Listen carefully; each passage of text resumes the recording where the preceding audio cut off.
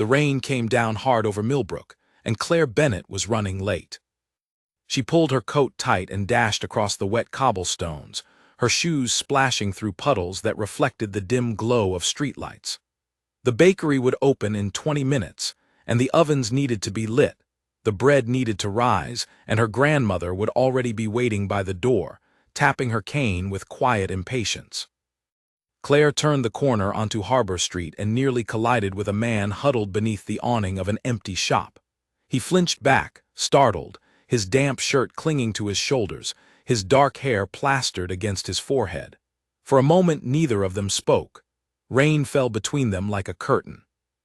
"I am sorry," Claire said, catching her breath. "I did not see you there."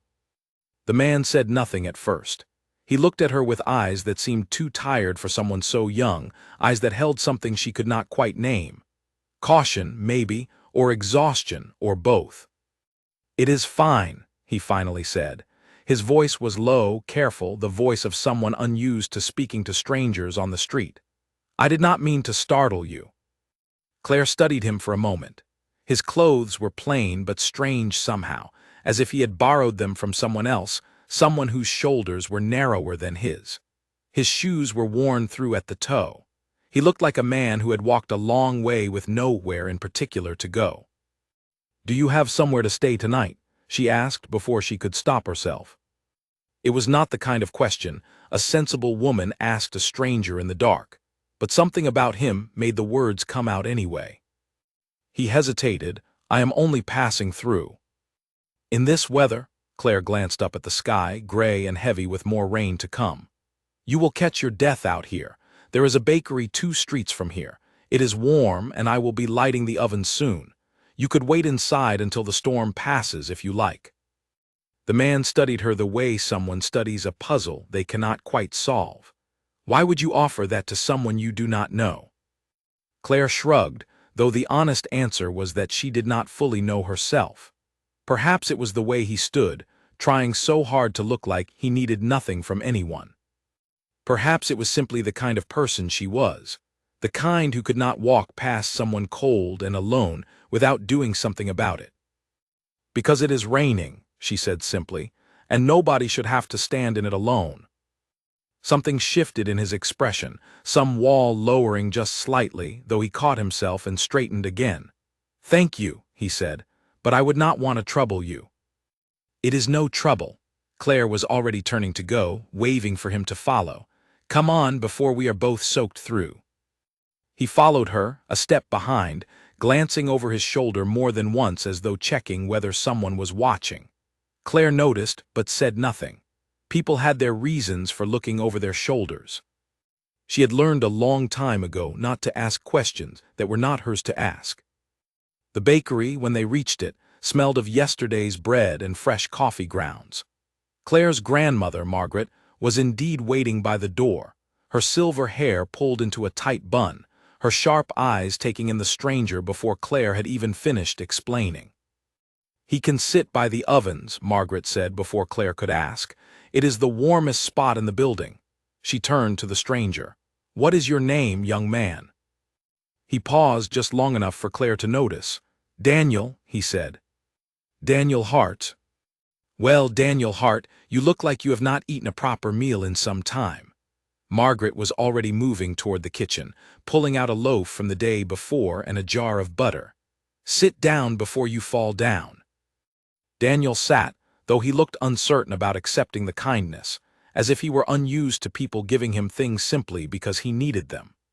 Claire noticed the way his hands trembled slightly as he took the bread, the way he ate slowly, deliberately, like a man trying to remember his manners rather than a man who had forgotten them. "You are not from Millbrook," Claire said, tying her apron and moving toward the ovens. "No," Daniel admitted. "I am from farther away." "How far?" He looked at her for a long moment, and she thought he might actually answer honestly. But instead he said, "Farther than you would believe," and left it at that. Claire did not press. She had grown up in a town where everyone knew everyone else's business, where gossip spread faster than fire, and she had learned that sometimes the kindest thing a person could do was simply not ask. She busied herself with the ovens, the familiar heat, and the smell of rising dough settling something restless in her chest. The morning passed in the usual rhythm. Customers came in from the rain, shaking out their umbrellas, ordering their usual breads and pastries. Daniel sat quietly in the corner, watching everything with the careful attention of someone cataloging details, as though this small bakery in this small town was the most fascinating place he had ever been. When the lunch rush faded, Claire brought him a cup of tea and sat across from him for the first time. "You do not have to tell me anything," she said, "but I am curious. Where were you headed before the rain caught you?" Daniel wrapped his hands around the warm cup. "I am not entirely sure anymore," he admitted. "I left somewhere I was supposed to be, and I have been trying to figure out where I actually want to be instead." "That sounds complicated." "It is." He smiled faintly, the first real smile she had seen from him. "More complicated than I expected. Running from something. Running towards something, I hope." He looked at her, and there was something searching in his gaze, something that made her feel, for just a moment, like he was trying to memorize her face. "Though I am starting to think I might have found part of what I was looking for already." Claire felt her cheeks warm, though she told herself it was only the heat of the ovens. "Well, whatever you are looking for, I hope you find it. In the meantime, you are welcome to stay until the rain lets up. We could use the extra hands if you do not mind honest work." Daniel's eyes brightened in a way that surprised her, as though the offer of simple, honest work was the most generous gift anyone had given him in a long time. "I would like that very much." And so began the strangest week of Claire Bennett's life, though she did not know it yet. She only knew that there was a quiet, careful stranger sitting in her grandmother's bakery, eating day-old bread like it was a feast, and something about him made the gray Millbrook morning feel a little less gray. Outside, the rain continued to fall, but neither of them minded much anymore. By late afternoon, Daniel had proven himself surprisingly capable, if a little unfamiliar with the tools of the trade. He nearly burned his hand twice pulling trays from the oven, and he held the bread knife like a man who had never once cut his own food. But he learned quickly, watching Claire's movements and mimicking them with quiet determination. "You are terrible at this," Claire teased, catching him fumbling with a bag of flour that spilled across the counter in a small white cloud. "I have never claimed to be good with my hands," Daniel said, brushing flour from his sleeve with an expression of genuine embarrassment. "Where I come from, other people usually did this kind of work." "Must be nice," Claire said, only half joking, "having people do your work for you." Something flickered across his face, gone before she could read it clearly. "It is not as nice as you might think," he said quietly. "Sometimes I wonder what it would be like to actually build something with my own hands, to make something real instead of only watching it be made." Claire paused, broom in hand, studying him. There was a wistfulness in his voice that did not match a man simply passing through a rainy town. "You talk like someone who has spent his whole life watching from the outside." "Maybe I have," Daniel admitted. "Maybe that is exactly what I have done." Margaret called from the front of the shop, and the moment passed, but Claire found herself thinking about his words long after the sun began to set behind the gray clouds. There was a sadness in him, buried beneath careful politeness, and she found herself wanting to understand it, though she could not have said why. That evening, as the bakery closed and the last customers wandered home through streets slick with rain, Margaret pulled Claire aside. "That young man is not what he seems," she said, her voice low. "What do you mean?" Margaret glanced toward the back room where Daniel was carefully sweeping the floor as though it were the most important task in the world. "I have lived a long time, Claire. I have met all kinds of people. That one carries himself like someone who has spent his whole life being watched, every move careful, every word chosen. That is not the way ordinary travelers act." Claire glanced back at Daniel, who caught her eye and offered a small, tired smile. "Maybe he has just had a hard life." "Maybe," Margaret said, though her tone suggested she was not entirely convinced. "Just be careful, dear. Kindness is a wonderful thing, but it should not make you blind." Claire nodded, though the warning did little to dampen the curiosity growing inside her. There was something about Daniel Hart that pulled at her attention, something beyond the mystery of where he had come from or where he was going. It was the way he listened, truly listened, when she spoke. It was the way his eyes softened when Margaret laughed at one of her own jokes. It was the quiet gratitude in every small thing he did, as though he had never before been allowed simply to exist without expectation.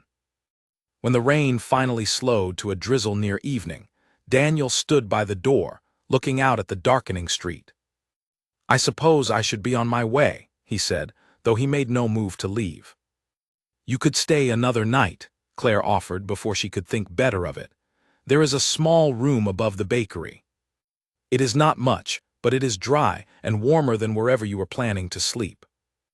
Daniel turned to her, and for a long moment he simply looked at her, as though weighing something important in his mind. "Are you sure?" he asked. "You do not know anything about me. I know you are polite and hardworking, and you clearly need somewhere safe to rest," Claire said. "That is enough for tonight." "Thank you," Daniel said softly. "I do not think you understand how much that means to me." Claire smiled, brushing off his gratitude with a wave of her hand, though secretly she was pleased. "It is only a room, Daniel. Do not make it sound like more than it is." But as she climbed the stairs to show him the small guest room, tucked beneath the sloped roof with a single window overlooking the harbor, she could not shake the feeling that it was more than it seemed. There was something about the careful way he thanked her, something about the disbelief in his eyes that anyone would offer him shelter without wanting anything in return. She did not know, could not have known, that the man standing in her grandmother's spare room, marveling at the simple comfort of a narrow bed and a warm blanket, was used to palaces and silk sheets and rooms far grander than anything Millbrook could offer. She did not know that somewhere far away, men in uniforms were searching every road and every town, looking for a prince who had vanished 3 days earlier, leaving behind a crown he did not want and a wedding he had not chosen. All Claire knew was that there was a stranger in her home who looked at kindness like it was something rare and precious, and she found herself wanting to give him more of it, one small piece at a time. Outside, the last of the storm rolled out to sea, and Millbrook settled into the quiet hush of night, unaware that it was, for the moment, sheltering a secret far larger than any of its people could imagine. Claire lay awake that night longer than usual, listening to the soft creak of footsteps in the room above hers, and wondering, not for the first time, what exactly had walked into her life with the rain. Morning arrived with a pale sun breaking through the clouds, and Millbrook woke slowly, the way small towns do, with fishermen heading to the docks and shopkeepers unlocking their doors one by one. Claire was already in the bakery kitchen when Daniel came downstairs, his hair still damp from washing, wearing the same borrowed shirt from the day before, now dry and slightly wrinkled. "You slept well?" Claire asked, not looking up from the dough she was kneading. "Better than I have in a long time," Daniel admitted, and there was something in his voice that told her he meant it in a deeper way than the words suggested. "I cannot remember the last time I slept without someone checking on me every hour." Claire glanced up, curious. "That sounds exhausting." "It is," he said simply, and then, as if realizing he had said too much, he changed the subject. "What can I help with today?" She set him to work sorting orders, and though he still fumbled with the simplest tasks, he approached each one with such earnest effort that Claire found herself smiling more than she meant to. There was something endearing about watching a grown man struggle to fold a paper bag correctly, muttering under his breath about corners and creases as though it were a puzzle worth solving. By mid-morning, the bakery filled with its usual crowd, familiar faces greeting Claire by name, some pausing to glance curiously at the new face behind the counter. "New helper, Claire?" asked old Mr. Whitmore, who ran the hardware store 2 doors down and stopped in every morning for a cinnamon roll and gossip. "Just passing through," Claire said before Daniel could answer. "Helping out for a few days." Mr. Whitmore studied Daniel a moment longer than necessary, the way people in small towns studied anyone new, cataloging details to share later over dinner. Well, you picked a fine bakery to pass through at. Best bread in 3 counties. I am beginning to understand that, Daniel said, and the warmth in his voice when he glanced at Claire made her look away quickly, focusing on the register with more attention than the task required. The day continued in easy rhythm, and Claire found herself talking more than she usually did with strangers, telling Daniel about growing up in Millbrook, about her parents who had passed when she was young, about how her grandmother had raised her in the rooms above this very bakery, teaching her to bake before she was tall enough to reach the counter. It must be nice, Daniel said, growing up somewhere that feels like it belongs to you. Somewhere you know every corner of, every person's name. You did not have that? Claire asked. Daniel was quiet for a long moment, staring out the window at the harbor beyond. I grew up somewhere very different, he said carefully. Somewhere large and cold, where everyone knew my name but almost no one actually knew me. There is a difference, you understand, between being known and being seen. Claire considered this, setting down the tray she had been carrying. That sounds lonely. It was, Daniel admitted. It still is most days. He turned to look at her, and something vulnerable passed across his face before he masked it again with a small, careful smile. Though yesterday and today have felt different. I am not entirely sure why. Claire felt her heart do something strange, a small flutter she quickly attributed to the warmth of the kitchen. Maybe it is the bread, she said, deflecting with humor the way she always did when conversations grew too serious, too close to something she was not ready to name. Everyone feels better after good bread. Daniel laughed, a real laugh this time, unguarded and warm, and the sound of it settled something in Claire's chest that she did not examine too closely. The afternoon brought a different kind of visitor. A sleek black car pulled up outside the bakery, drawing curious glances from passers-by, out of place among the fishing boats and worn storefronts of Millbrook's Harbor Street. Claire noticed it first, watching through the front window as 2 men in dark suits stepped out, scanning the street with the kind of purposeful attention that made her uneasy. Daniel noticed them a moment later, and Claire watched the color drain from his face. Daniel, she asked, is something wrong? I need to step into the back, he said quickly, already moving toward the kitchen. Please do not mention I am here to anyone. Before Claire could ask why, he had disappeared through the swinging door, leaving her standing at the counter with a dozen unanswered questions and 2 strange men approaching the bakery entrance. The bell above the door chimed as they entered, and up close, Claire could see they were not simply well-dressed travelers. There was something disciplined in the way they moved, something that reminded her of the security guards she had seen once on a school trip to the capital, standing outside government buildings with careful, watchful eyes. Good afternoon, the taller of the 2 men said, his voice polite but businesslike. We are looking for someone, a young man, dark hair, likely traveling alone, possibly injured or in need of assistance. Have you seen anyone matching that description in the past day or 2? Claire's heart pounded, but she kept her expression carefully neutral, the way she had learned to do years ago when customers tried to talk their way into free bread. We get a lot of travelers through here, she said. This is a bakery near the harbor. People pass through all the time. This particular person would be memorable, the second man said, stepping closer. He may be disoriented, possibly reluctant to give his real name. Claire thought of Daniel in the back room, his careful pauses before answering simple questions, the way he had hesitated before offering his name that first rainy night. She thought of Margaret's warning, of the strange formality in his manners, of the wistfulness in his voice when he spoke of watching life from the outside rather than living it. I have not seen anyone like that, she said, and though the lie felt strange in her mouth, she found she did not regret it. Something told her, some instinct she could not fully explain, that whatever these men wanted with Daniel, it was not something she should hand over easily.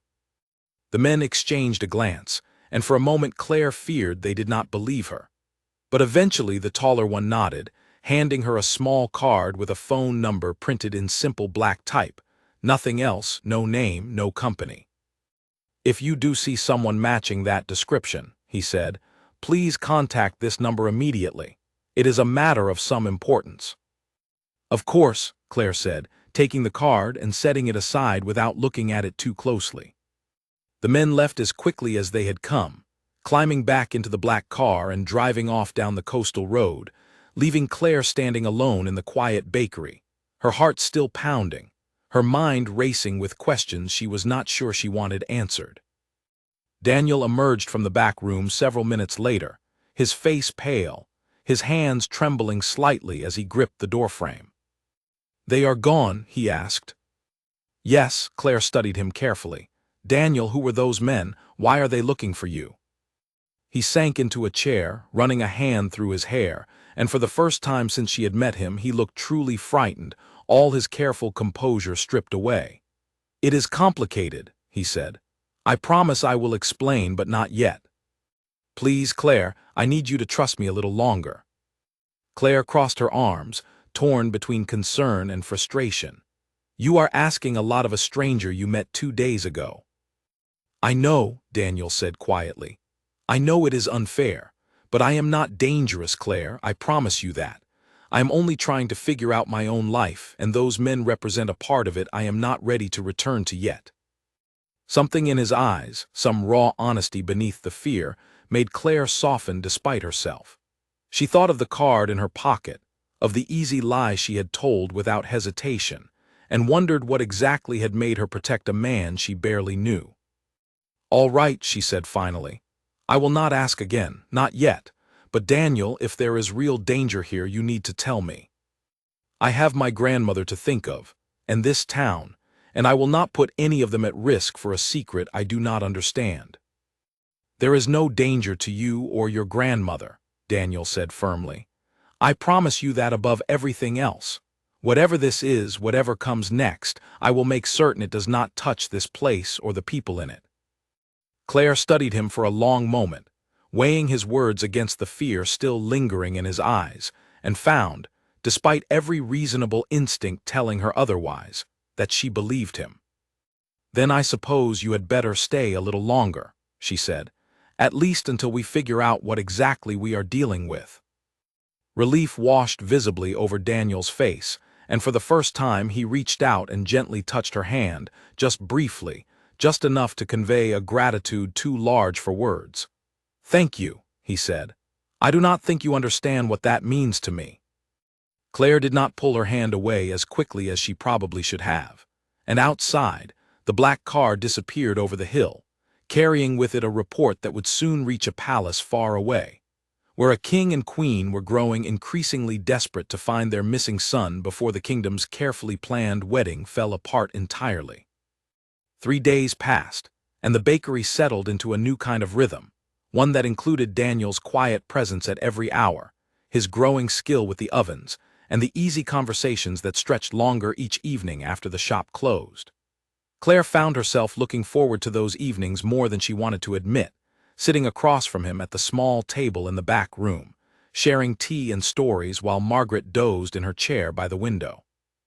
"Tell me about your family," Claire said one evening, curiosity finally overcoming her earlier restraint. "You never mentioned them." Daniel's hands tightened slightly around his cup. "My family is complicated," he said. "My father is a demanding man, though I believe he loves me in his own way. My mother is kinder, but she rarely disagrees with my father, even when I wish she would. I have expectations placed on me that I have spent my whole life trying to meet, and lately I have begun to wonder if meeting them will cost me everything that actually matters." "What kind of expectations?" He was quiet for a long moment, staring into his tea as though searching for the right words. "There is a role I am meant to fill," he said carefully. "A position I did not choose but was born into, and with that position comes decisions that are not entirely mine to make, even decisions about who I am meant to love." Claire's breath caught slightly. "You are engaged," she said, the realization dawning slowly. "Is that it? Someone chose a wife for you." Daniel looked up, surprised by her directness, though he did not deny it. "Something like that," he admitted. "There is a woman my family has decided I should marry, someone from a family of similar standing. It has been arranged since we were children, long before either of us had any say in the matter." "Do you love her?" "I hardly know her," Daniel said. "We have met perhaps a dozen times in our entire lives, always in formal settings, always surrounded by other people. I could not tell you her favorite color, or what makes her laugh, or whether she even wants this marriage any more than I do." Claire felt something complicated stir in her chest, a mixture of sympathy and something else she was not ready to examine too closely. "That sounds like a lonely way to enter a marriage." "It is," Daniel said softly. "It is why I left. The wedding was supposed to happen soon, and I could not bring myself to go through with it, not without understanding first what it actually meant to know someone, to choose someone, rather than simply being told who to spend my life with." He looked at her then, and there was something searching in his gaze. "These past few days, working here, talking with you and your grandmother, laughing over burnt bread and folded paper bags, I think I have understood more about what I actually want than I have in years of formal dinners and arranged meetings." Claire's heart pounded, and she found she could not quite meet his eyes. "Daniel, I do not think you should be telling me this." "Why not?" "'Cause it is not fair," she said, standing abruptly and moving to the window, needing distance from the intensity in his gaze. "You have a whole life waiting for you somewhere, responsibilities and a family and apparently a fiancé, and I am just a baker in a small town you happen to wander into during a storm. Whatever this is, whatever you think you are finding here, it cannot last. You will go back eventually, back to whatever world you came from, and I will still be here, exactly where I started." Daniel rose and crossed the room, standing close enough that she could feel the warmth of him beside her. "Claire," he said gently, "I am not asking you for anything. I only wanted you to understand why these past few days have meant so much to me. You have shown me more genuine kindness in 3 days than most people show me in years, and you did it without knowing anything about who I am or what I could offer you in return. That is rare, Claire. That is more valuable than you seem to realize."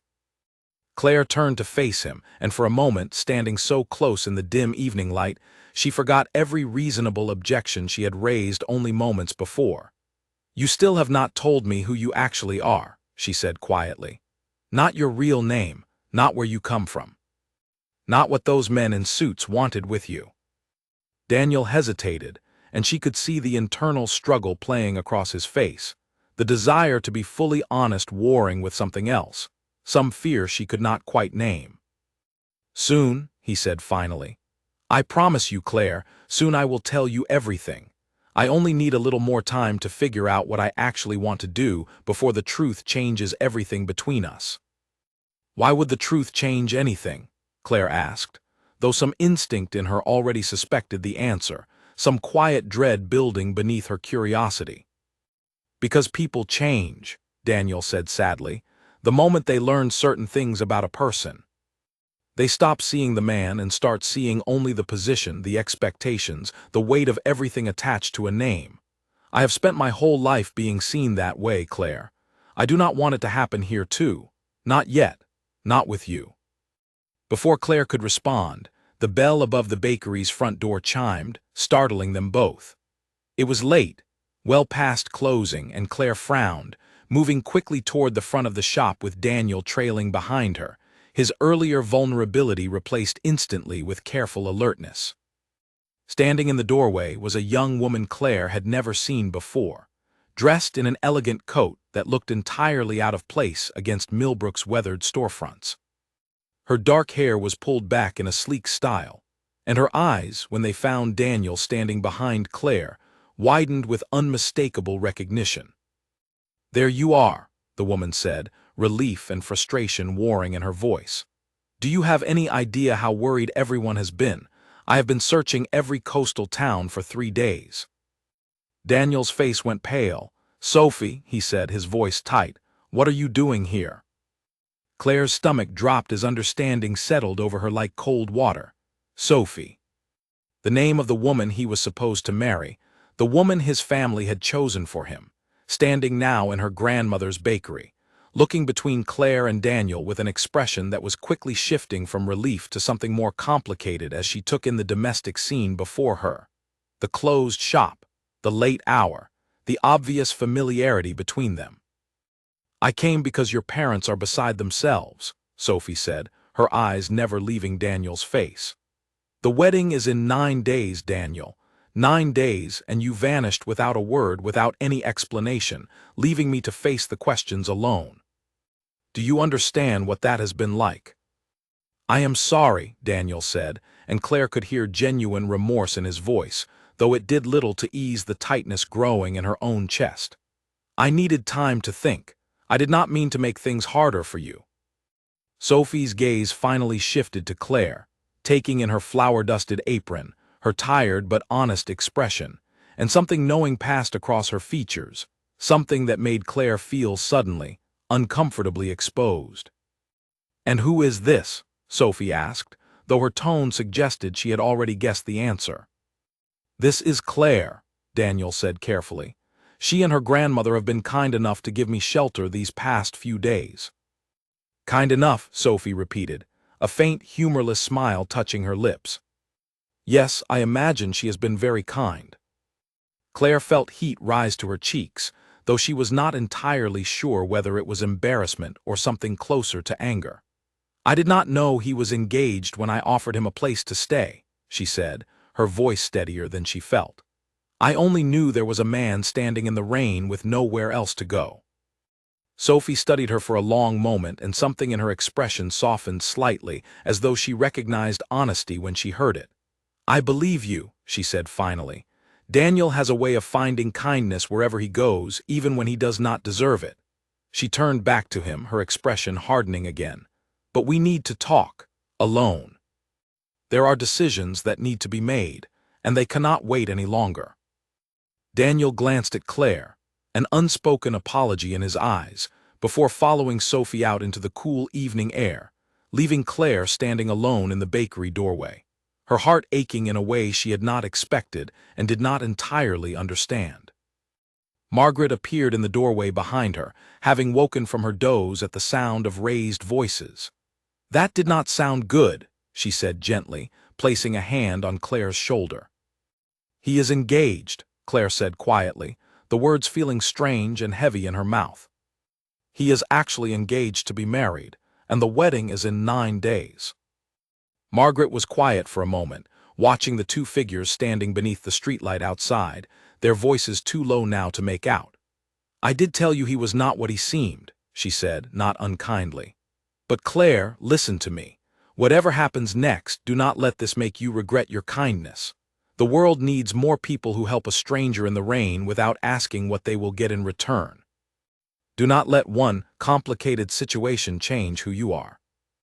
Claire nodded, though her eyes remained fixed on Daniel's silhouette outside, wondering what exactly he and Sophie were discussing, wondering whether the strange, warm connection she had felt building over the past 3 days had meant anything at all, or whether it had simply been the desperate comfort of a man running from a life he did not want, soon to disappear back into it without a second glance. She did not yet know that the conversation happening outside her bakery would set into motion events far larger than she could imagine, events that would eventually reveal exactly who Daniel Hart truly was, and why his disappearance had sent an entire kingdom into quiet, desperate search. Daniel returned to the bakery nearly an hour later, alone, his shoulders heavy with a weight Claire had not seen on him before. She was scrubbing the counters, more out of a need to keep her hands busy than any genuine cleaning that needed doing, and she looked up when the bell chimed above the door.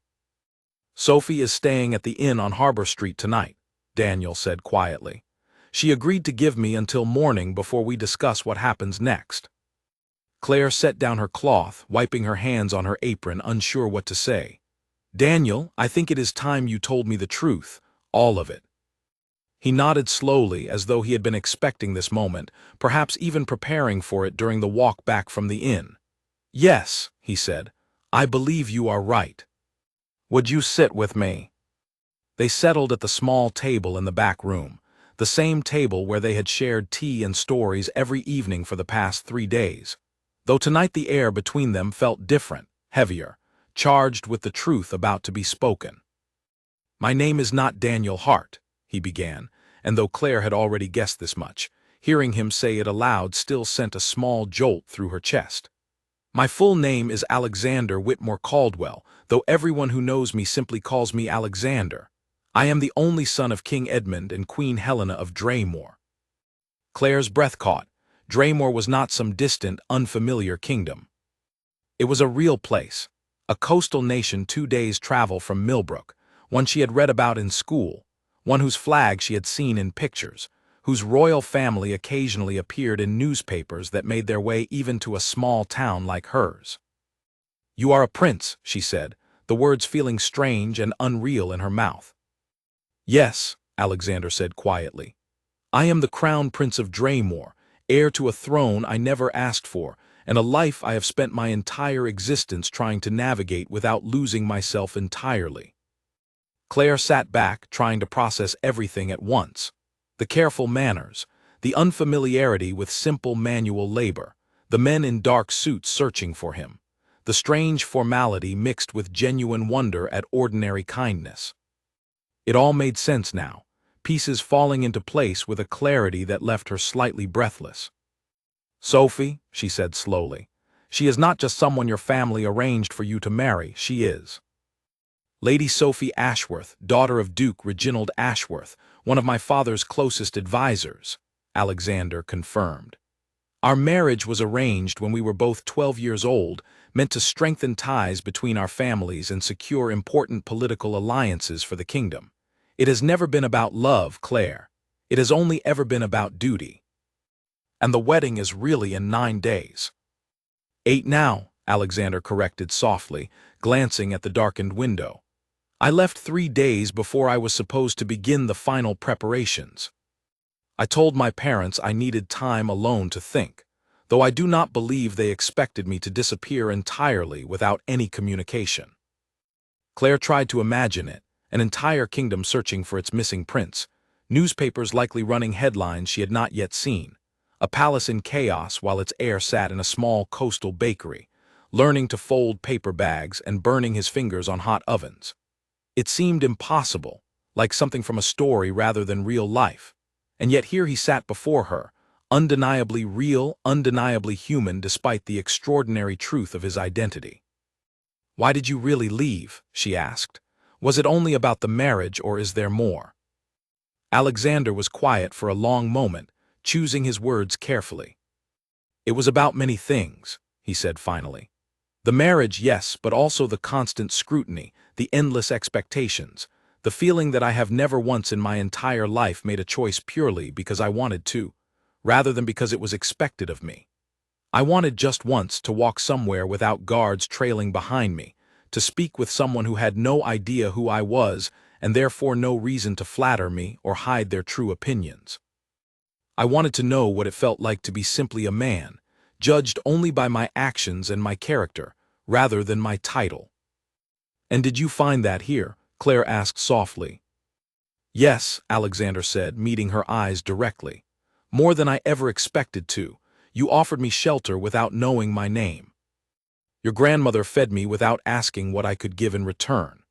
I have spent 3 days doing honest work with my own hands, laughing at my own mistakes, and speaking freely without weighing every word for its political implications. I did not know how much I needed that until I had it, Claire. I did not know how empty my life had become until these past few days showed me what it could feel like to actually live it." Claire felt tears prick unexpectedly at her eyes, though she blinked them back quickly, unwilling to let emotion overwhelm the conversation they needed to have. "But none of that changes the reality waiting for you," she said. "You are still a prince. You still have a wedding in 8 days, a kingdom expecting you to return, parents who are certainly frantic with worry by now.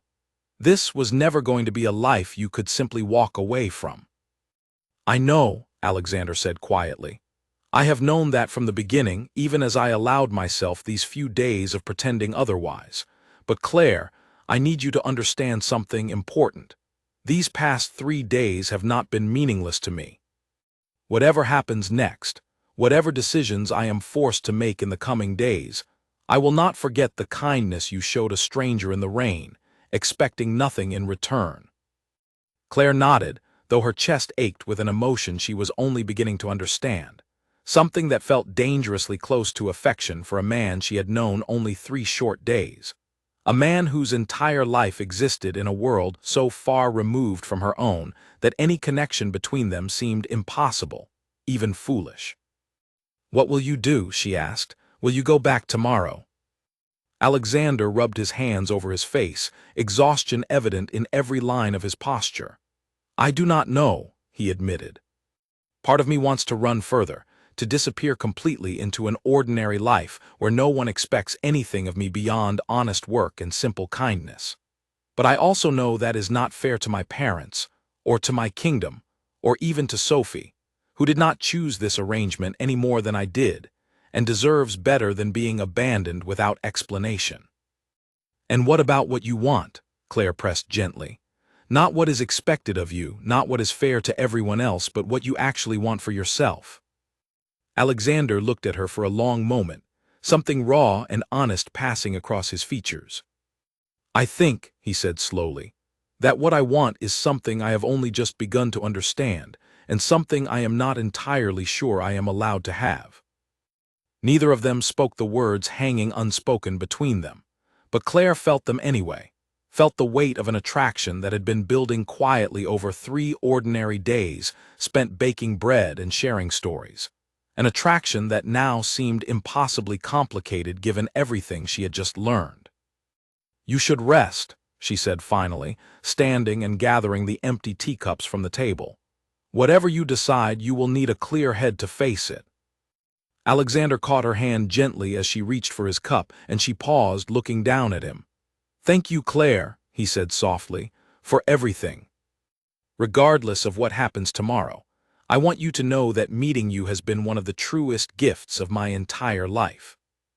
Claire's throat tightened, and she nodded, unable to trust her voice, before retreating to the kitchen to busy herself with dishes she did not truly need to wash, giving herself time to process everything that had unfolded in the span of a single conversation. Upstairs, Margaret lay awake in her bed, having overheard enough of the conversation through the thin walls to understand the shape of the truth, if not every detail. She thought of her granddaughter's tender heart, so quick to offer kindness, so slow to protect itself from the inevitable heartbreak that came with loving someone whose life could never truly intersect with her own. She said a quiet prayer that whatever happened next, Claire would emerge from this strange encounter with her spirit intact, even if her heart did not escape entirely unscathed.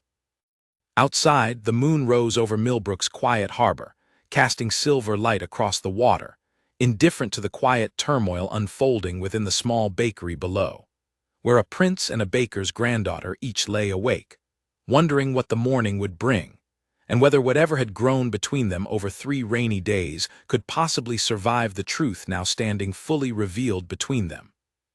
Morning brought with it a decision that had clearly cost Alexander a sleepless night. Claire found him already awake when she came downstairs before dawn to begin the day's baking, sitting at the small table with 2 cups of untouched tea in front of him, his eyes shadowed with exhaustion. "You have decided something," she said, reading it in his posture before he spoke a single word. "I need to go meet with Sophie this morning," Alexander said. "And then, I believe, I need to return to Draymore. My parents deserve to know I am safe, and Sophie deserves an honest conversation about what happens next, whether that means proceeding with the wedding or finding another path forward." Claire nodded, though something in her chest tightened painfully at the confirmation of what she had already suspected would come. "That sounds wise," she managed to say, keeping her voice steady through sheer force of will. "Claire," Alexander said, rising from his chair and crossing to where she stood by the counter, "I do not know what the coming days will bring.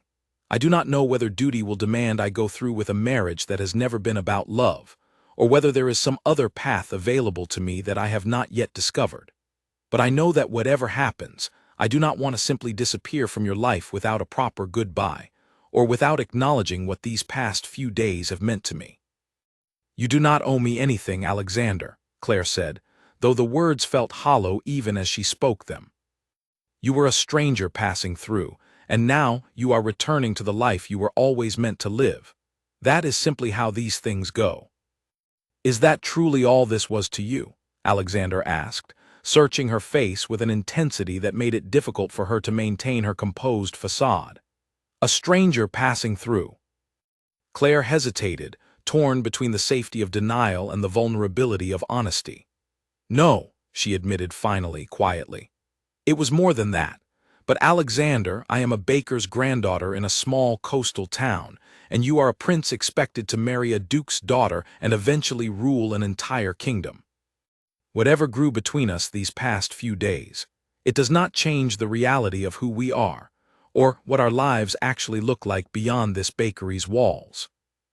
Alexander reached out and gently took her hand, and she did not pull away this time, allowing herself this small moment before whatever came next. I do not know what the future holds, he said softly. But I promise you this, Claire, I will not forget you. Whatever path I am forced to walk, you have shown me something I did not know I was missing, and that is not something I intend to simply set aside and forget. Before Claire could respond, the sound of a car pulling up outside drew both their attention. Through the window, they could see Sophie stepping out, along with two more men in dark suits, presumably additional security sent from the palace once Sophie had reported Alexander's location.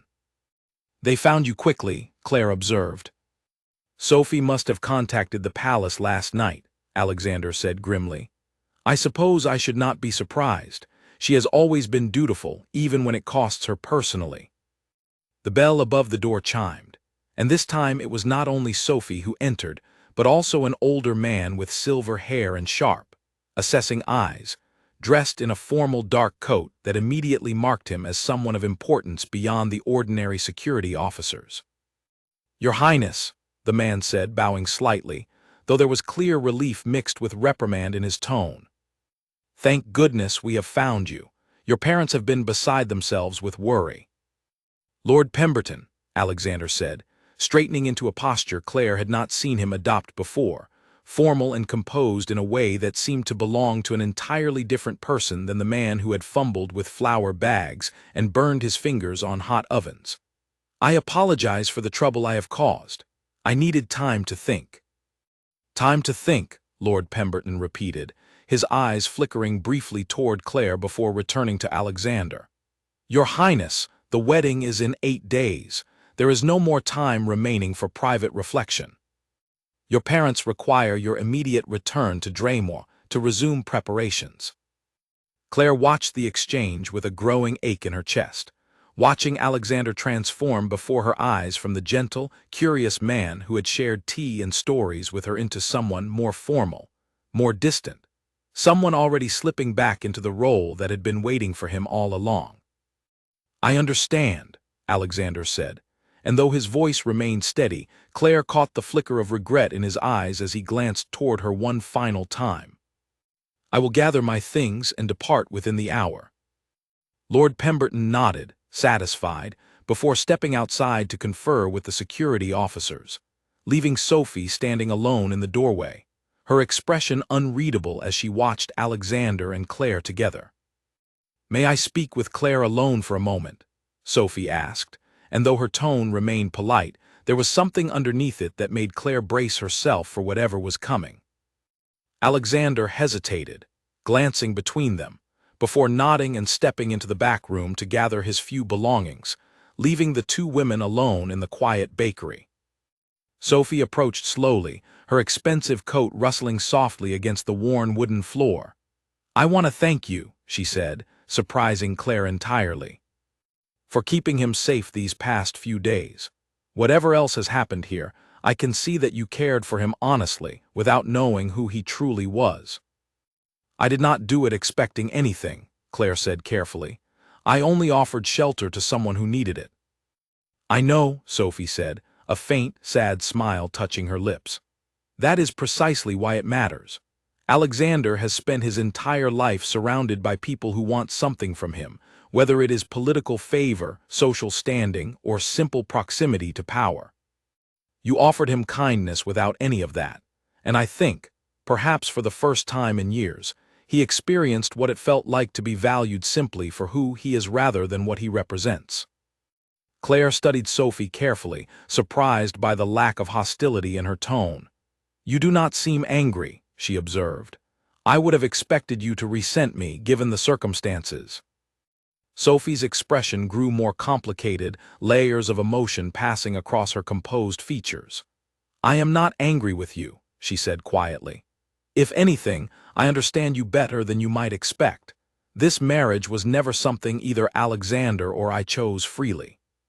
We are simply two people caught in an arrangement made by others long before we had any say in the matter." She paused, looking toward the back room where Alexander could be heard gathering his belongings. "I do care for him, in my own way. We have known each other since childhood, and there is a comfortable familiarity between us, even if it is not the kind of connection you clearly shared with him these past few days." "What will happen now?" Claire asked, though she was not entirely certain she wanted the answer. "The wedding will likely proceed as planned," Sophie said. "There are political and family obligations at stake that neither of us can simply walk away from, regardless of what our hearts might individually desire. Alexander understands this, even if these past few days have complicated his feelings about it." Claire nodded slowly, absorbing the weight of this confirmation, feeling something inside her chest settle into a resigned kind of sadness. "Then I hope you both find happiness, whatever form it takes," she said sincerely, despite the ache accompanying the words. Sophie studied her for a long moment before speaking again. "You are a remarkable woman, Claire Bennet. Whatever happens between Alexander and myself, I do not think either of us will forget the kindness shown to him in this small bakery, by two women who asked for nothing in return." Before Claire could respond, Alexander emerged from the back room, his small bag of borrowed clothes in hand. His expression carefully composed, though his eyes betrayed the same turmoil Claire felt building within her own chest. "I am ready," he said quietly. Margaret appeared from the kitchen doorway, having witnessed enough of the exchange to understand its weight, and she crossed to Alexander, taking his hands in her own weathered ones. "Whatever your life holds, young man," she said firmly, "remember what these past few days taught you. Remember that kindness given freely, without expectation, is the truest measure of a person's character. Do not let the palace walls make you forget that lesson." "I will not," Alexander promised, and Claire could see genuine emotion in his eyes as he embraced Margaret briefly before turning to face Claire directly. "I do not know what to say," he admitted, "except that I am deeply grateful and deeply sorry for whatever confusion or pain these past few days may have caused you." "Do not apologize," Claire said, forcing steadiness into her voice despite the ache spreading through her chest. "You needed shelter and we gave it freely. Whatever else happened between us, I do not regret a single moment of it." Alexander reached out and gently touched her cheek, a gesture too intimate for the circumstances but one neither of them resisted. "I will not forget you, Claire Bennet," he said softly. "Whatever the future holds, you will remain in my heart as the woman who showed me what genuine kindness truly looks like, and what it feels like to be loved without condition or expectation." Before Claire could respond, Lord Pemberton appeared in the doorway, his expression polite but insistent, signaling that the time for goodbyes had reached its end. Alexander held Claire's gaze a moment longer, something unspoken passing between them, before turning and following Lord Pemberton out into the waiting car, Sophie close behind him. Claire stood in the doorway of the bakery, watching the black car disappear down the coastal road, carrying away the strange, wonderful, impossible connection that had bloomed unexpectedly over 3 rainy days, leaving her with nothing but the lingering warmth of his touch against her cheek, and the ache of a heart that had opened itself, however briefly, to something it now feared it might never fully recover from. Margaret placed a gentle hand on her shoulder. "Come inside, dear," she said softly. "There is bread waiting to be baked, and life, however painful, continues onward regardless of who walks through our door and who eventually walks away." Claire nodded, wiping quickly at the tears that had begun to fall despite her best efforts to contain them, and turned back into the bakery, uncertain whether the strange chapter that had just closed would prove to be the end of the story or merely its complicated beginning. The palace of Draymore rose from its hilltop like something carved from another century, its gray stone towers catching the morning light as the car carrying Alexander wound its way up the long, winding drive. He had grown up within these walls, had learned to walk across these marble floors, had spent countless formal dinners in the grand hall now visible through the car window. And yet after 3 days in Millbrook, everything about the place felt suddenly, uncomfortably foreign.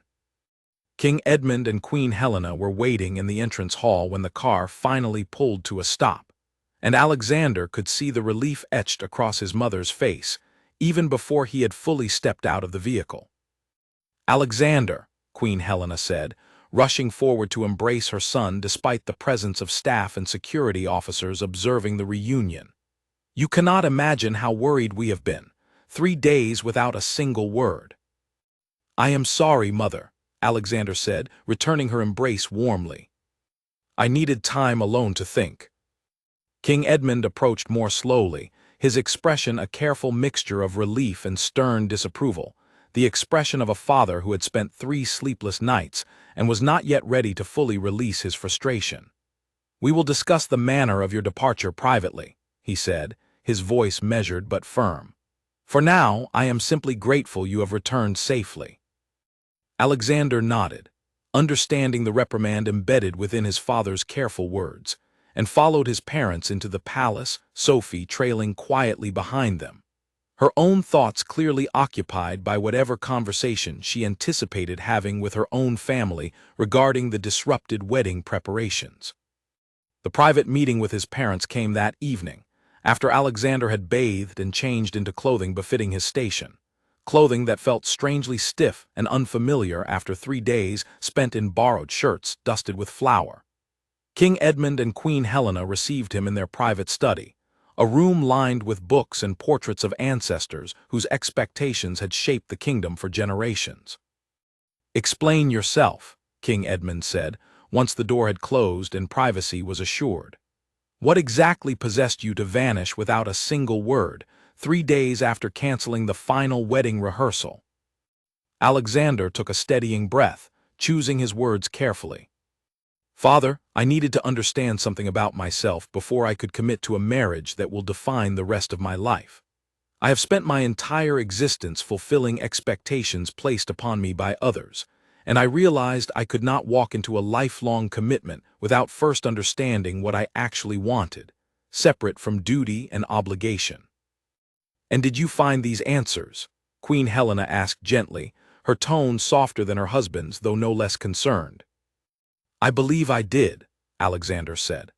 "I spent 3 days working in a small bakery in a coastal town, doing honest labor with my own hands, speaking with people who had no idea who I truly was, and therefore no reason to flatter me or seek advantage from my attention. I learned what it feels like to be valued simply for my character, rather than my title." King Edmund's expression remained stern, though something in his eyes softened slightly at his son's words. "And has this experience changed your feelings regarding the upcoming wedding?" Alexander hesitated, the weight of the question settling heavily across his shoulders. "Father, I do not love Sophie. I respect her, and I care for her as I would a dear friend, but the feelings expected of a husband toward his wife have never developed between us, despite years of careful arrangement and expectation. Love is a luxury not always available to those born into positions such as ours," King Edmund said, though his voice carried more weariness than harshness. "Your mother and I did not marry for love either, Alexander. We built our affection over years of shared responsibility and mutual respect. Perhaps the same could grow between you and Sophie, given time." "Perhaps," Alexander acknowledged. "But father, these past 3 days showed me something I had never before experienced, a connection built not on arrangement or expectation, but on genuine choice, freely given kindness, and honest conversation between 2 people who cared for one another without any consideration of status or advantage." Queen Helena studied her son carefully, motherly intuition sharpening her attention. "There is someone else," she said, not entirely a question. Alexander met his mother's gaze directly, deciding honesty was the only path forward that felt true to himself. "Her name is Claire Bennett," he said. "She and her grandmother run a small bakery in the coastal town of Millbrook. They offered me shelter without knowing who I was, expecting nothing in return beyond honest work. Over 3 days, I came to care for her in a way I have never experienced before, a way that feels entirely separate from the arrangements and expectations that have defined every other relationship in my life." The study fell silent, King Edmund's expression unreadable as he processed his son's confession, Queen Helena's face reflecting a complicated mixture of concern, and surprisingly, something that resembled understanding. "Alexander," King Edmund said finally, his voice heavy with the weight of generations of tradition and expectation. "You understand what you are suggesting. A commoner, a baker's granddaughter from a small coastal town, cannot simply become the future queen of Draymore. There are political implications, questions of legitimacy and public perception, alliances that depend upon your marriage to Sophie proceeding as planned." "I understand the difficulty, Father," Alexander said, "but I ask you to consider this. What legacy do you truly wish to leave for this kingdom? One built entirely on political convenience and arranged obligation, or one that demonstrates genuine character, can matter as much as bloodline and social standing?" King Edmund rose from his chair, moving to the window that overlooked the palace gardens below, his back to his son as he considered the weight of the question. "Your grandfather would never have entertained such a notion," he said quietly. "Tradition has always dictated these matters, and tradition exists for good reason, providing stability and predictability that protects the kingdom from unnecessary turmoil."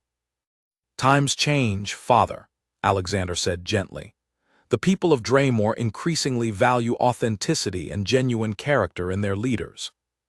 Perhaps demonstrating that love and merit can matter as much as arranged political convenience would strengthen the crown's connection to its people, rather than weaken it." Queen Helena rose as well, crossing to stand beside her husband, placing a gentle hand on his arm. "Edmund," she said softly, "do you remember when we were young, before duty and expectation shaped every decision we made? Do you remember what it felt like to choose something purely because your heart demanded it, rather than because circumstance required it?" King Edmund was quiet for a long moment, memories clearly passing behind his troubled eyes. "I remember," he said finally, his voice softer than before. "Though I chose duty over those early feelings, and I have spent decades convincing myself it was the correct decision." "Was it?" Queen Helena asked gently. "Truly, Edmund, looking back across all these years, was it truly the correct decision, or simply the expected one?" The king did not answer immediately, and Alexander watched his parents share a long, complicated look that spoke of history he had never fully understood, choices made decades ago that had shaped not only their own lives but his as well. "I will need time to consider this properly," King Edmund said finally, turning back to face his son.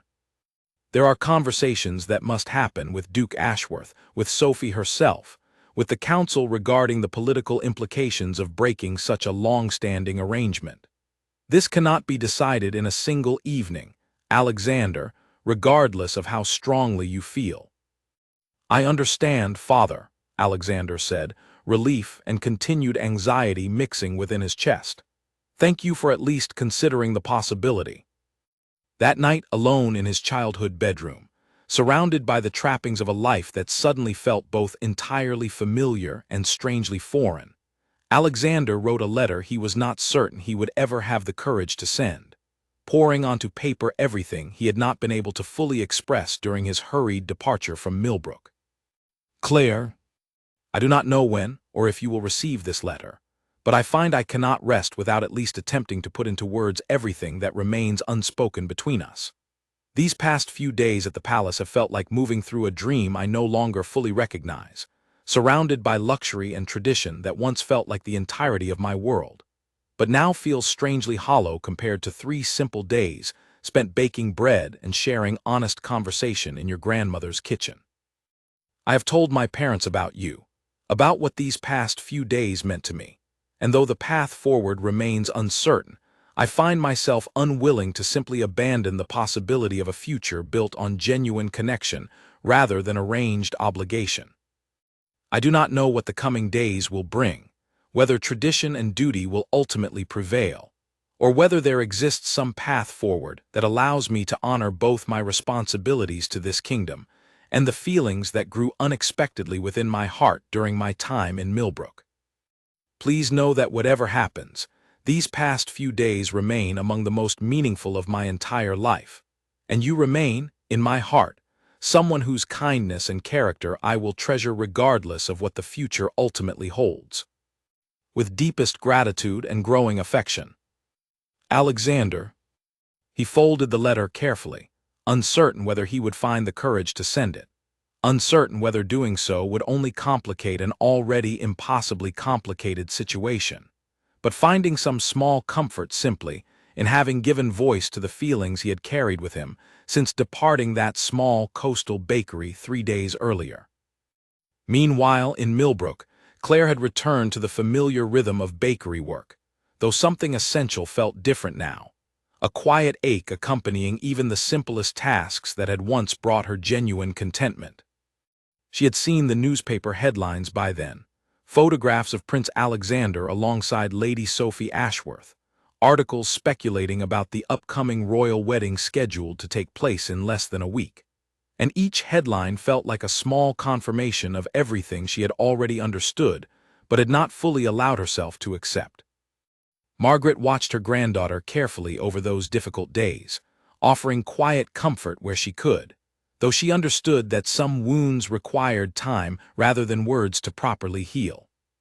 She hoped, without saying so aloud, that whatever had passed between Claire and the young prince during those 3 unexpected days would leave her granddaughter's heart softened rather than permanently guarded, capable still of opening itself to whatever genuine connection might eventually find its way into her life, even if that connection had not, ultimately, been meant to last.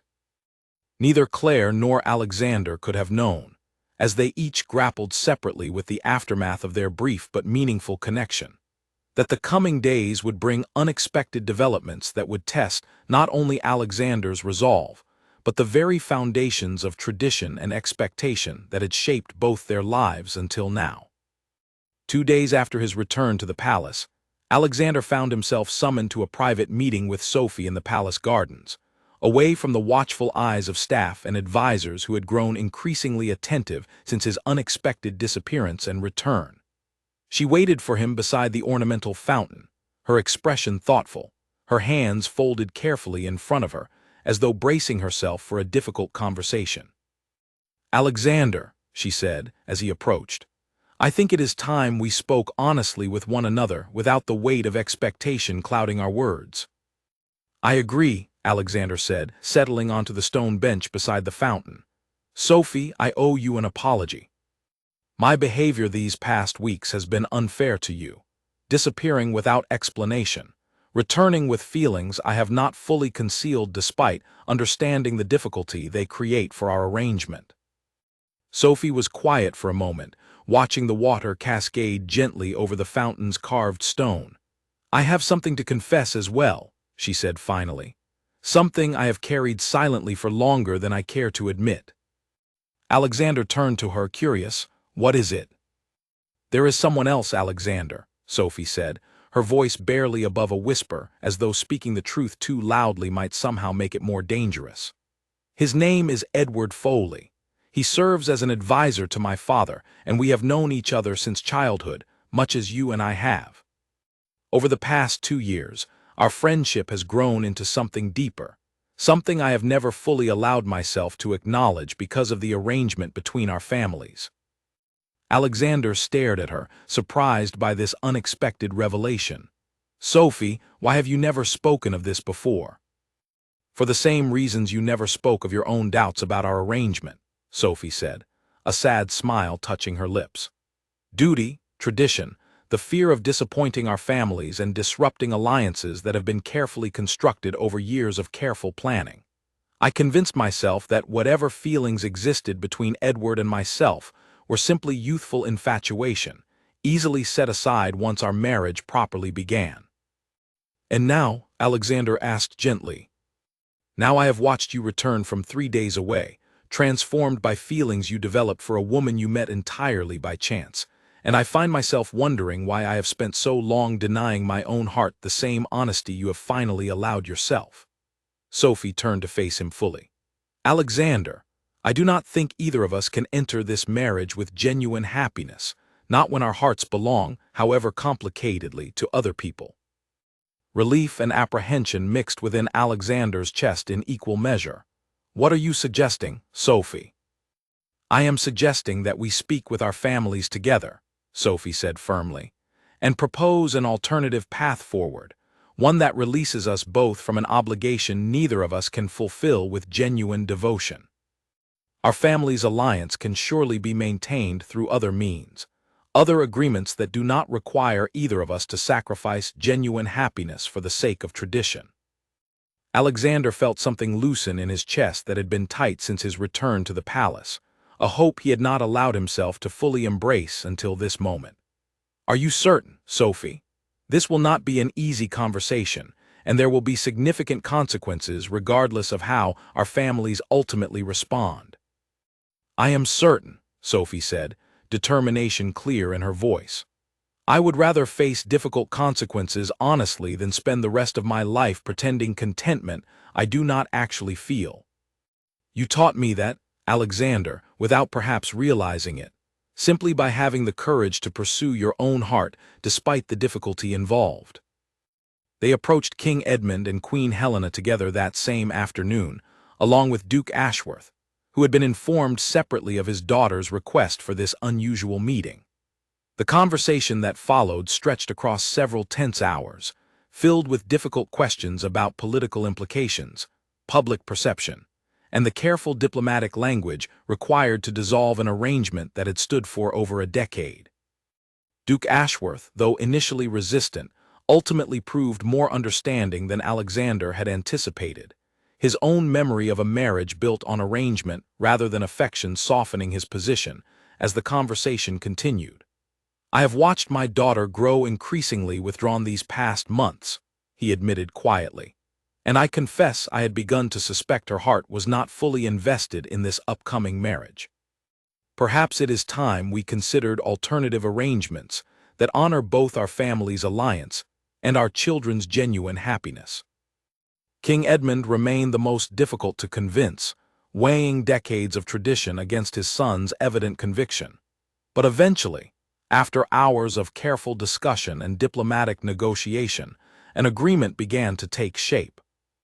The formal alliance between the royal family and House Ashworth could be maintained through alternative means, perhaps through continued political cooperation and a public demonstration of mutual respect between the families, without requiring the marriage itself to proceed as originally planned. This will not be easy, King Edmund warned, once the broad outlines of the new arrangement had been agreed upon.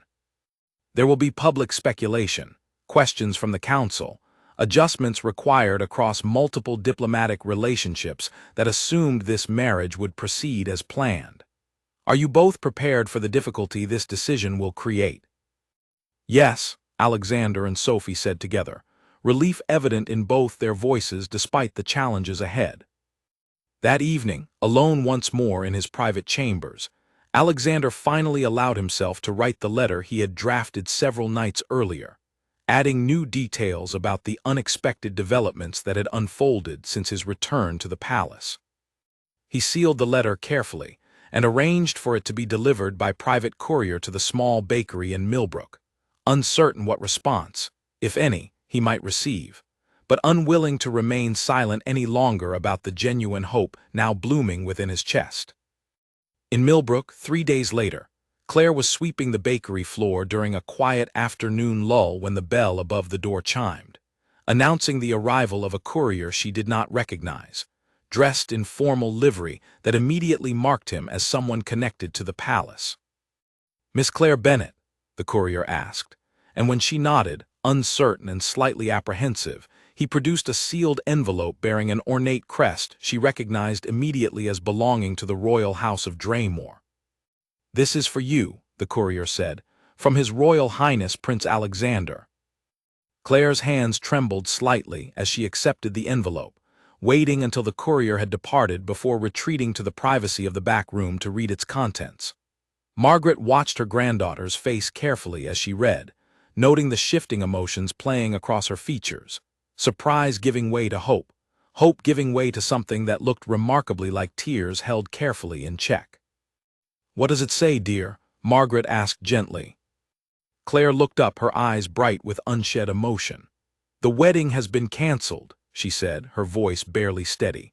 "Sophie loves someone else, and Alexander says he wants to see me again if I am willing. He says he understands if the difficulties of our different worlds make such a thing impossible, but he could not simply move forward without at least asking whether I might consider the possibility of something more between us."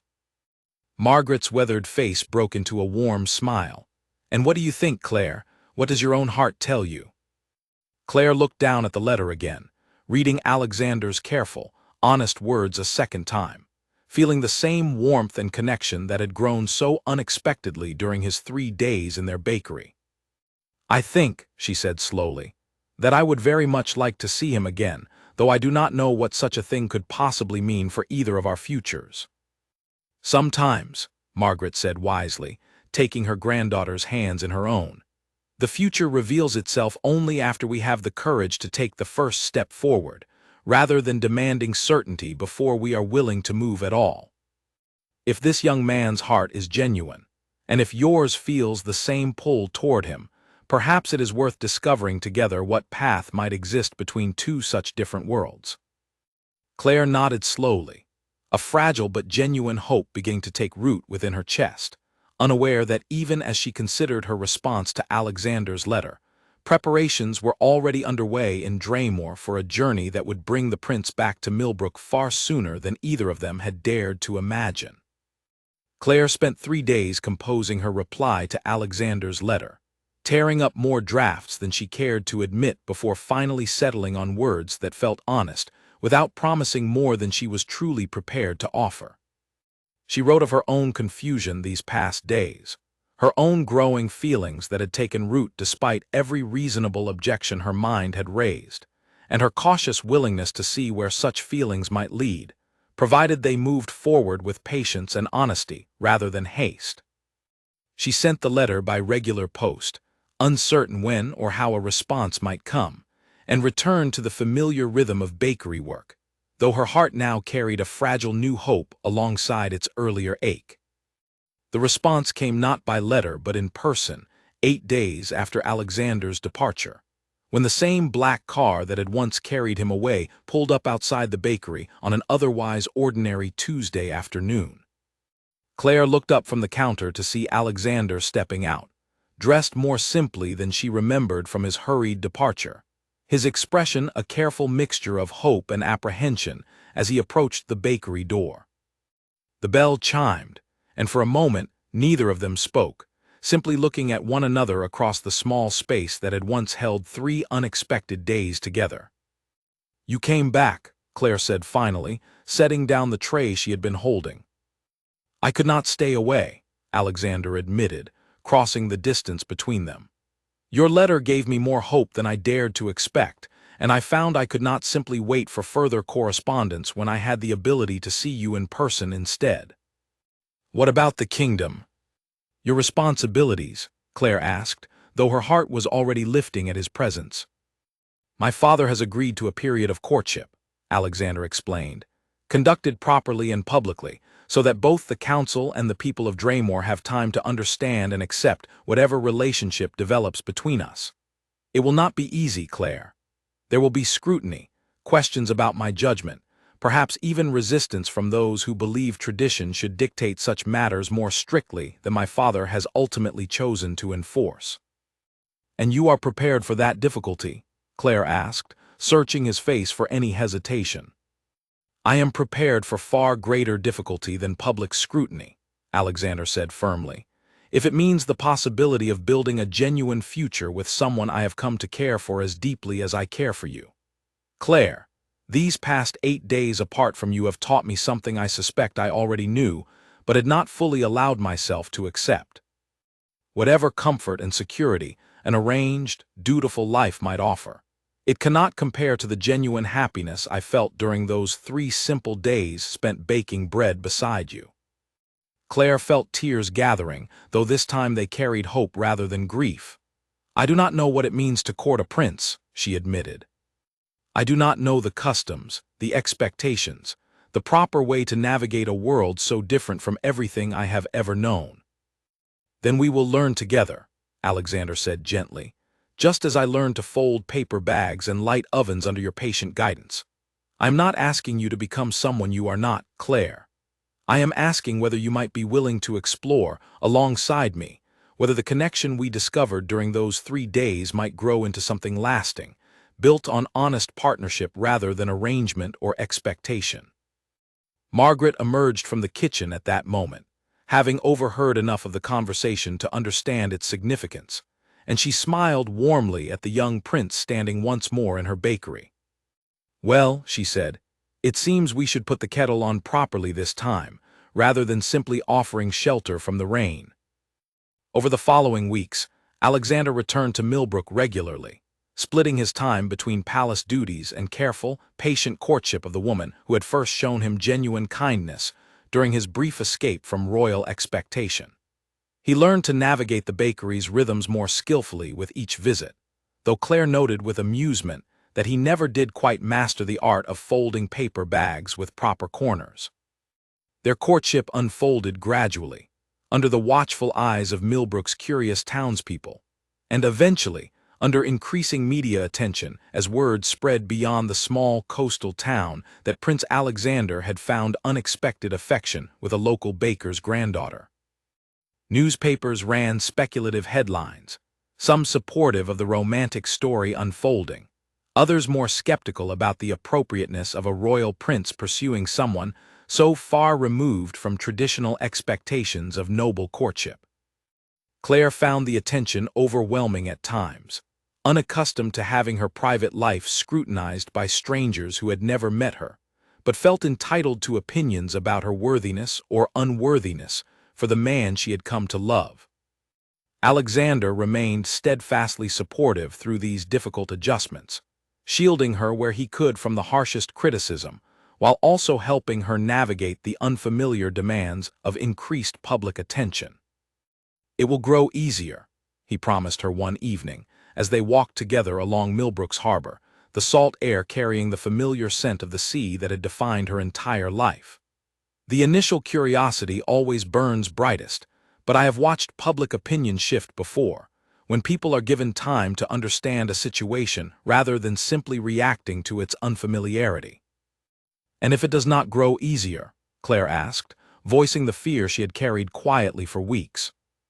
"If your people never fully accept someone like me as part of your world?" Alexander stopped walking, turning to face her fully beneath the golden light of a setting sun reflecting across the harbor's calm water. "Then we will face that difficulty together," he said firmly, "just as we have faced every difficulty since that first rainy night when you offered shelter to a stranger without asking what he could give you in return. Claire, I have watched you show more genuine character and kindness in the months I have known you than I have witnessed in years, spent among people born into privilege and expectation. Anyone who cannot recognize your worth is simply failing to truly see you, and that failure belongs to them, not to any deficiency in who you actually are." Claire felt the familiar warmth of his words settle something anxious within her chest, and she reached up to gently touch his face, marveling still at how naturally such intimacy had grown between them, despite the vast differences in the worlds they had each been raised within.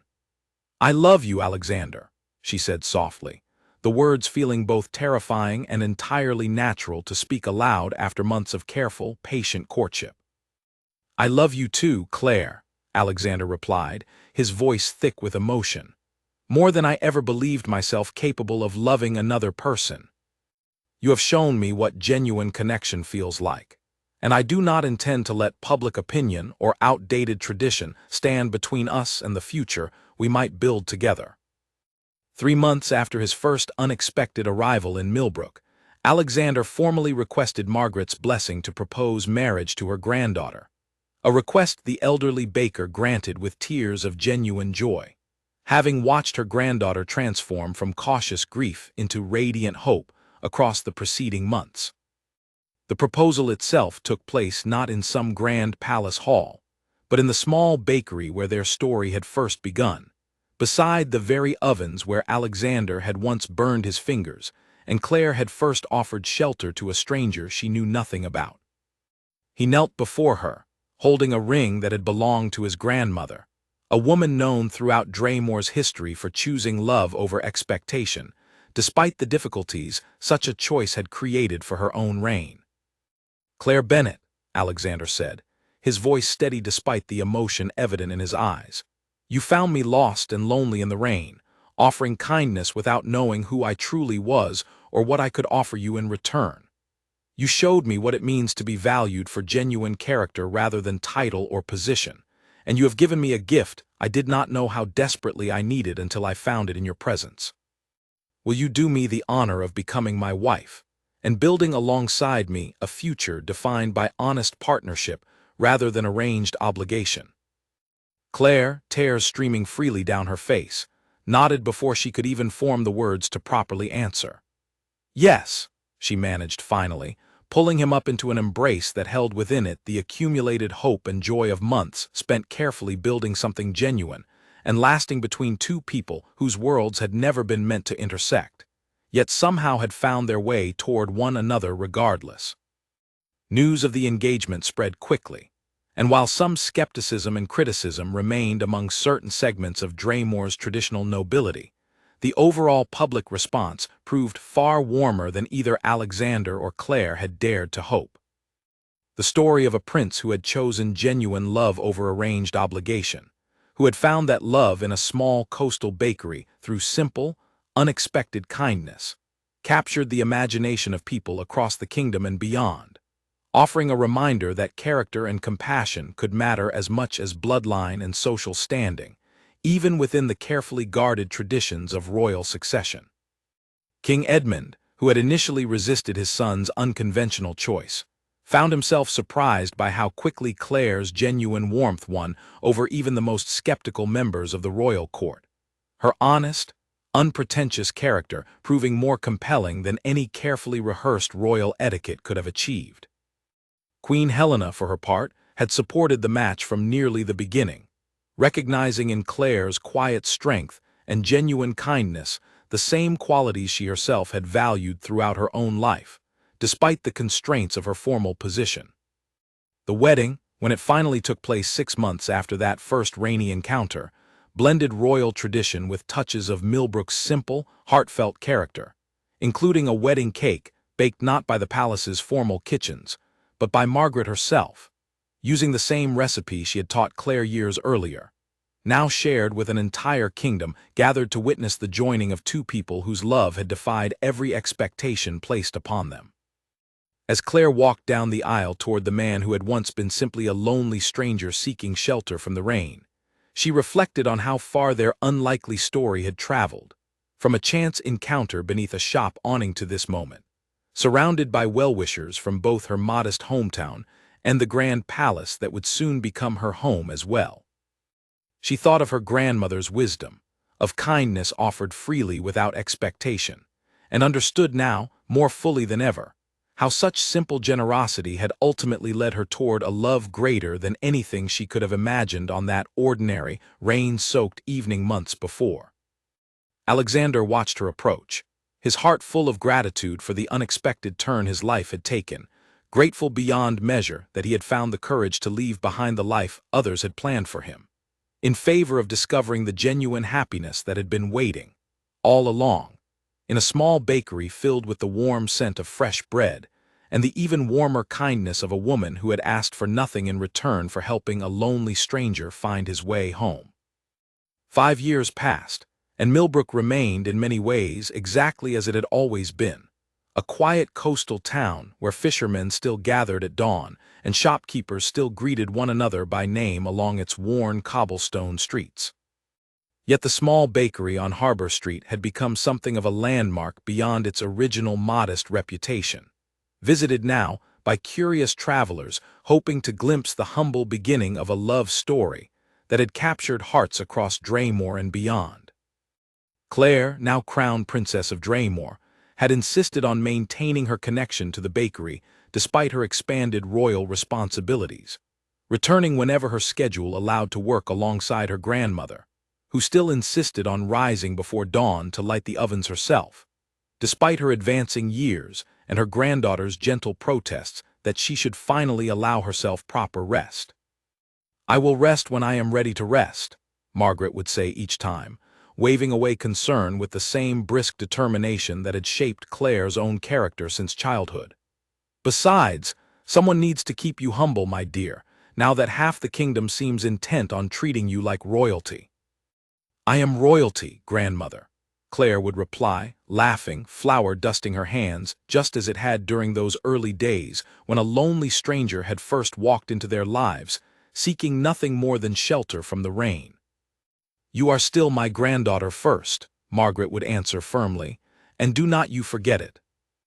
Alexander had grown into his role as heir with a renewed sense of purpose since his marriage, implementing quiet but meaningful changes throughout the kingdom that reflected the lessons he had learned during those transformative days in Millbrook.